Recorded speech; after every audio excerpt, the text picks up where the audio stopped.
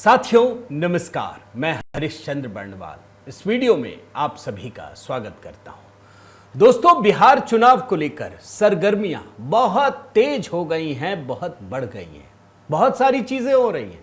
आपने देखा होगा कि चुनाव आयोग ने फाइनल डेटा सामने रखने के बाद अब सारे राजनीतिक दलों से बातचीत की है।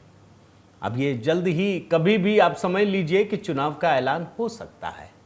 प्रधानमंत्री मोदी और मुख्यमंत्री नीतीश कुमार लगातार विकास परियोजनाओं को, भाई जो काम किया है वो उद्घाटन तो करेंगे ना, नई नई योजनाएं तो जो भी हैं वो सामने रखेंगे ही ना, तो वो तो कर रहे हैं।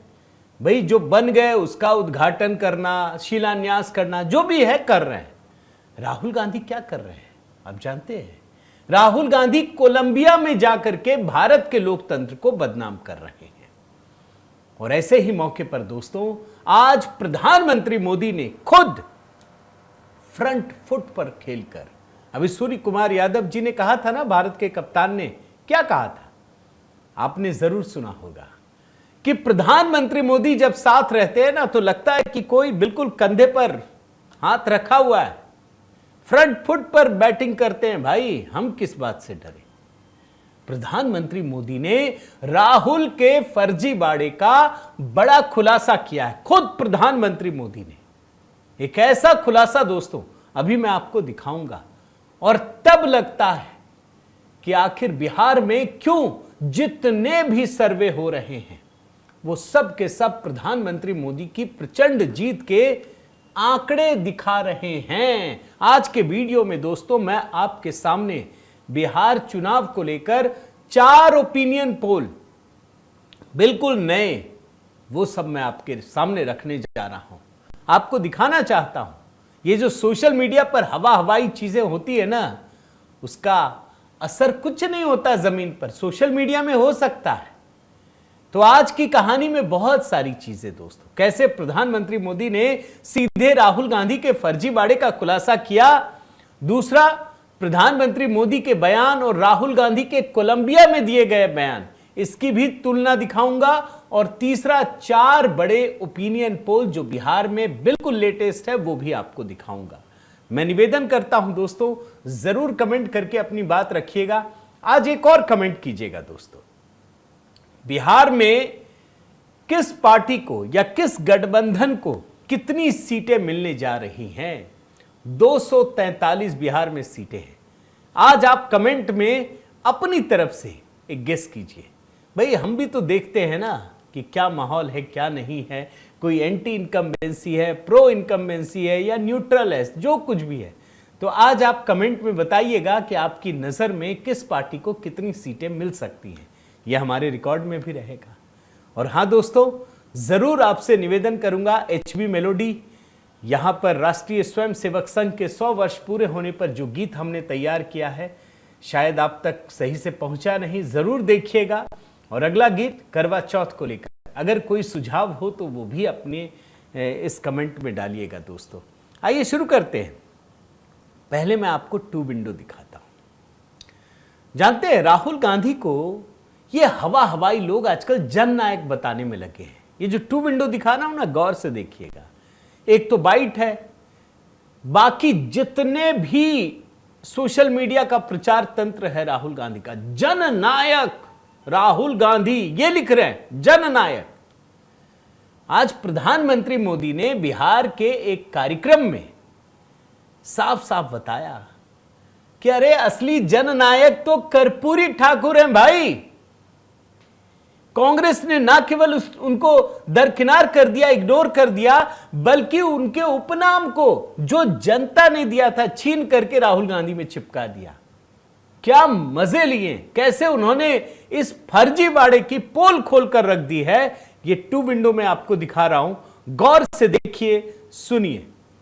राहुल गांधी जननायक हैं ही वो। कर्पूरी ठाकुर जी को जननायक ये सोशल मीडिया की ट्रोल करने वाली टीम ने नहीं बनाया। कर्पूरी ठाकुर को जननायक बिहार के जन जन ने बनाया और उनके जीवन को देख करके बनाया था। आजकल लोग ये जननायक की भी चोरी करने में लगे हैं, और इसलिए बिहार के लोगों से मैं जागरूक रहने का आग्रह करूंगा कि हमारे कर्पूरी ठाकुर साहब का ये जनता द्वारा दिया गया सम्मान कोई चोरी न कर जाए।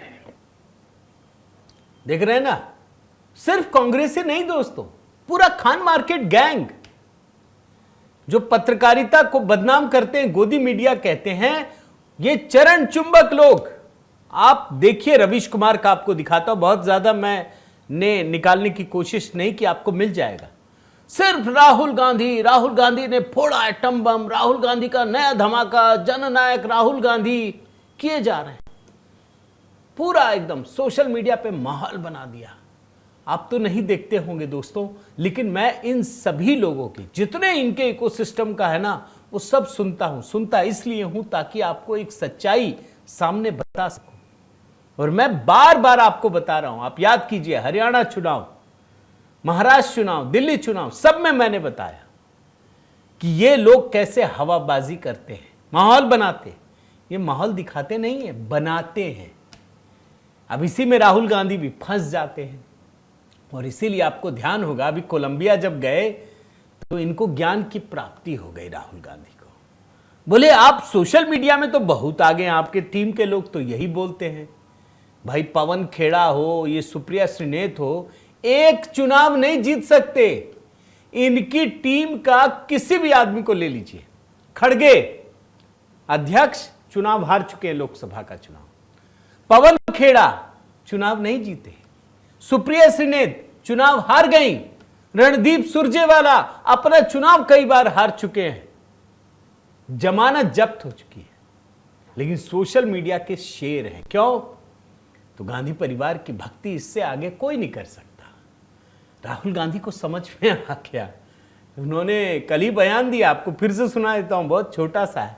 बोलते हैं कि मेरा तो बड़ा सोशल मीडिया प्रेजेंस है, कुछ होता नहीं है, वोट नहीं मिलता। सुनिए ना। I have a big social media presence. I would not rely on that thing. That thing is a lot of fluff. Be careful. इसीलिए तो प्रधानमंत्री मोदी ने आज कहा दोस्तों, ये जननायक लिखने से नहीं होता। सोशल मीडिया ट्रोल आर्मी जननायक नहीं बना सकती। ये पैसे लेकर ट्वीट करने वाले लोग ये जननायक नहीं बना सकते, ये माहौल बना सकते हैं। और इसीलिए प्रधानमंत्री, अब आप सोचिए दोस्तों, मैं आपको 4 ओपिनियन पोल दिखाने जा रहा हूं।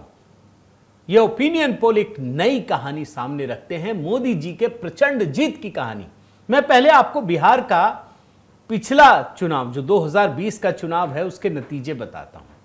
कुल सीटों की संख्या 243, बहुमत 122, आरजेडी को 75 सीटें मिली थी, 23.1%। भारतीय जनता पार्टी को 74 सीटें, वोट प्रतिशत 23.5, जेडीयू 43 सीटें, वोट प्रतिशत 15, कांग्रेस 19 सीटें, वोट प्रतिशत 8.2, यानी एनडीए को 125, महागठबंधन को 110, ओवैसी की एआईएमआईएम को 5, बहुजन समाज पार्टी 1 और निर्दलीय 1,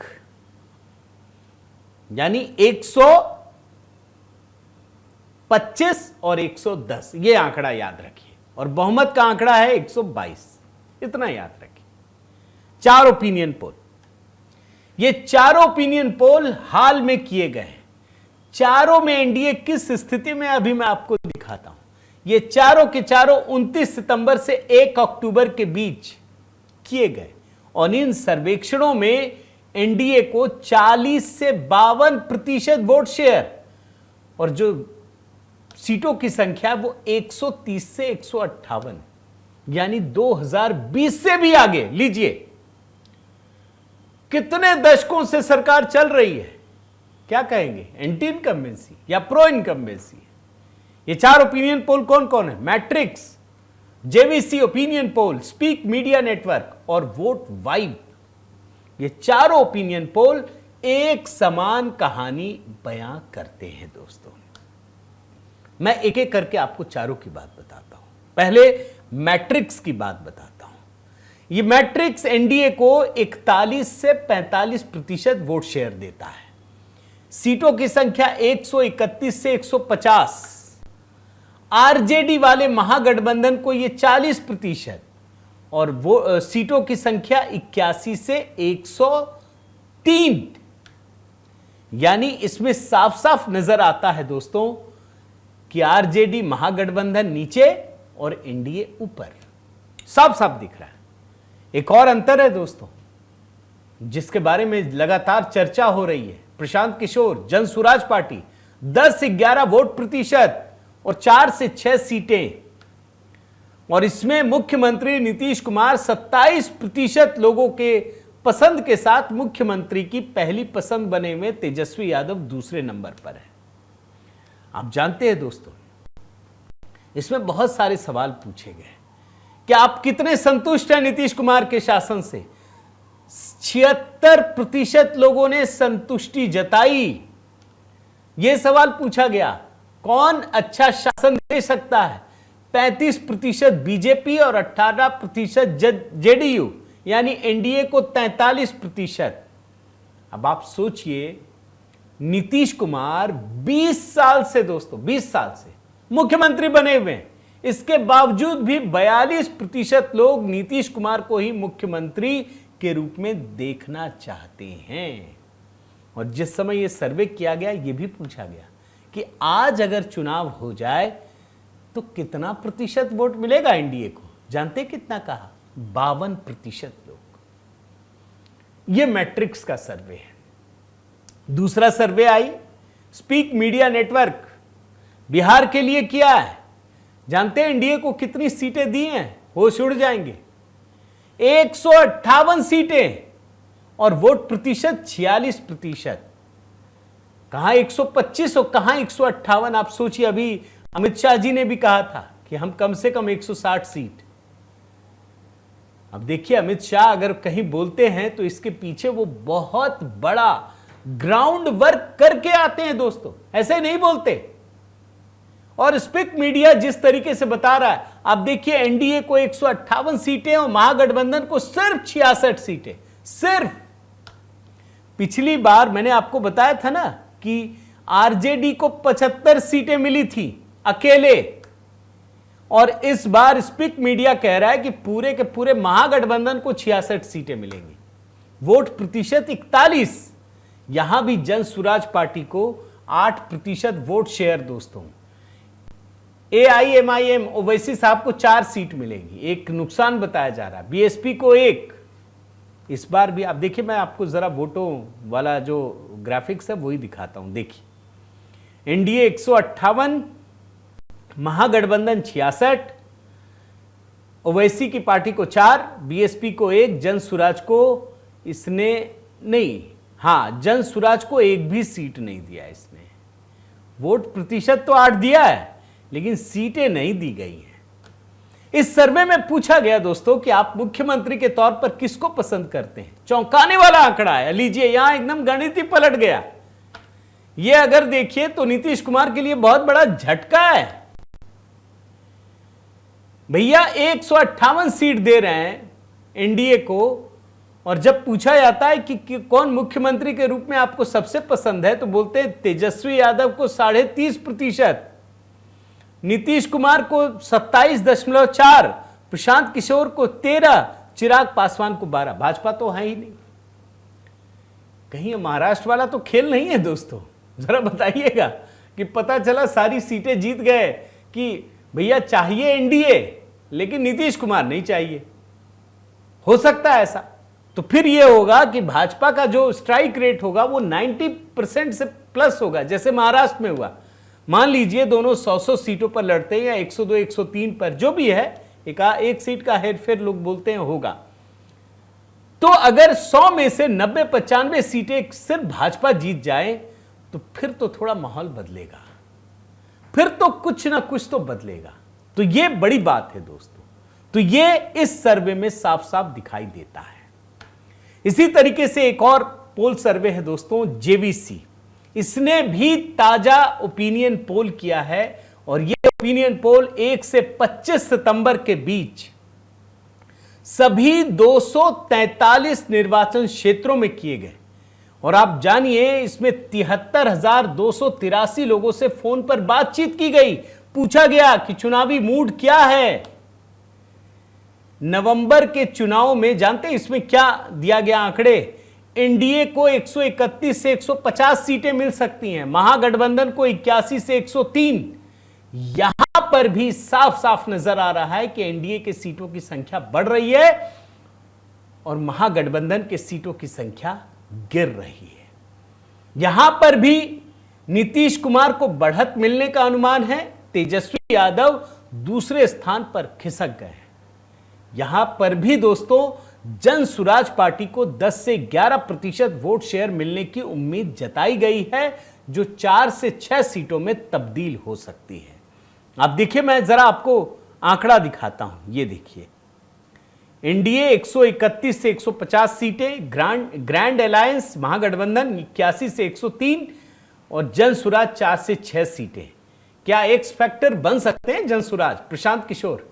हालांकि किसी भी आंकड़े में ऐसा दिखता नहीं है दोस्तों, कहीं नहीं दिखता, आप देख लीजिए। और यहां पर तो बल्कि एक काम और किया गया है, जो सीट है पार्टियों की वो भी बताई गई है। अब देखिए, एनडीए में 131 से 150, इसमें बीजेपी को 66 से 77, जेडीयू तब भी नीचे रहेगी 52 से 58, भले एक सीट ज्यादा मांगती है या लड़ेगी। अन्य सहयोगी दल 13 से 15, महागठबंधन में देखिए राजद 57 से 71, यानी भाजपा से वो कम जा रही। इस बार Bharatiya Janata party number 1 party बनेगी। कांग्रेस 11 से 14, अन्य 13 से 18 सीटें। अब जानते हैं, जेवीसी पोल में एक सवाल पूछा गया कि वे किसे मुख्यमंत्री के तौर पर देखना चाहते हैं। नीतीश कुमार को 27.4% लोगों ने समर्थन किया, तेजस्वी यादव को 25%, प्रशांत किशोर 13%, चिराग पासवान 11% और सम्राट चौधरी को सिर्फ 8% लोगों ने समर्थन दिया है। अब मैं आपको आखिरी जो सर्वे है, वोट वाइब सर्वे, इसमें भी एनडीए का वोट शेयर 40% से ऊपर है दोस्तों। अच्छा, ये जो सर्वे किया गया, ये एक पर्टिकुलर विषय पर किया गया कि जब महिलाओं को महिला रोजगार योजना के तहत 10,000 रुपये दिए गए तो ये पूछा गया कि इसका प्रभाव कितना पड़ा है। अब आप देखिए, इसमें कितना बड़ा फर्क नजर आता है दोस्तों, कितना बड़ा एक चेंजिंग ट्रेंड नजर आता है, बदलाव नजर आता है। लगभग 34.9% लोगों ने कहा कि वे महागठबंधन को ही वोट देंगे। 34.8% कह रहे हैं कि हम एनडीए का समर्थन करेंगे।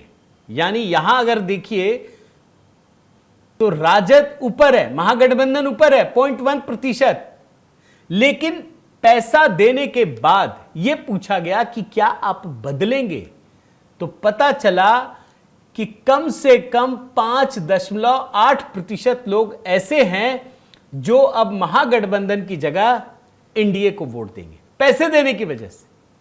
जो महिला रोजगार योजना शुरू किया गया उसकी वजह से, यानी यह वोट शेयर बढ़कर 40% हो जाता है। यानी इस ओपिनियन पोल में भी एनडीए ऊपर नजर आती है, 40% से ऊपर। और एक बात याद रखिए दोस्तों, महिला वोटर्स पर हमेशा नजर होती है। बिहार एक ऐसा राज्य है जहां अगर मतदान प्रतिशत की बात करें तो महिला वोटरों की संख्या पुरुष वोटरों से अधिक है। आप सिर्फ पिछले चुनाव की बात कीजिए, 2020 का आंकड़ा आपको दिखाता हूं मैं। पिछली बार महिला वोटरों की तादाद 60% थी और पुरुष वोटरों की तादाद 54% थी, यानी 6% ज्यादा है। और इसीलिए चाहे एनडीए हो, महागठबंधन हो, ये महिला वोटरों को लुभाने की सबसे अधिक कोशिश करते हैं दोस्तों। तो ये कहानी है। अब आप सोचिए, जो लोग सोशल मीडिया पर एकदम ट्रोल आर्मी के जरिए कहते हैं ये जननायक है, अरे वोट नहीं मिलेगा उससे, ये तो राहुल गांधी भी समझ गए। और यही बात ओपिनियन पोल भी दिखा रहा है। इस बात को राहुल गांधी समझते हैं और इसीलिए हार के लिए अभी से बहाना तलाश रहे हैं। इसीलिए अभी कह रहे हैं कि भैया भारत में तो लोकतंत्र खत्म हो गया, भारत में तो ये हट गया। कहीं जुड़ जाए वोटर तो बोलेंगे यहां जुड़ गया इसलिए हार गए, कहीं हट जाए तो बोलेंगे हट गया इसीलिए हार गए। अरे भाई, जो मर चुके हैं वोटर उसके नाम हटेंगे या नहीं हटेंगे? अगर किसी वोटर का 2-2 जगह पे वोटर कार्ड है तो एक जगह हटना चाहिए या नहीं हटना चाहिए? कोई विदेशी का अगर वोटर कार्ड बन गया है तो वो हटना चाहिए या नहीं हटना चाहिए? तो दोस्तों, सब कुछ आपके सामने है। अब इंतज़ार कीजिए, जल्द ही चुनाव का ऐलान होने वाला है और उसके बाद फिर देखिएगा क्या कुछ होता है। मैंने आपसे पूछा था कि आप बिहार में किस पार्टी को कितनी सीटें देती हैं, आज के माहौल में ज़रूर कमेंट कीजिएगा। आपसे निवेदन है दोस्तों कि अगर आपने चैनल सब्सक्राइब नहीं किया है तो ज़रूर कीजिए, लाइक कीजिए, बेल आइकन दबाइए। और हाँ, HB मेलोडी पर दोस्तों हमने राष्ट्रीय स्वयंसेवक संघ पर एक शानदार गीत तैयार किया है, ज़रूर देखिएगा। ये उत्सव अब शुरू हो गया है। और हाँ, अगला गीत करवा चौथ पर है दोस्तों, तो वहाँ पर भी प्रेम और स्नेह बनाए रखिए। बहुत बहुत धन्यवाद। जय सिया राम।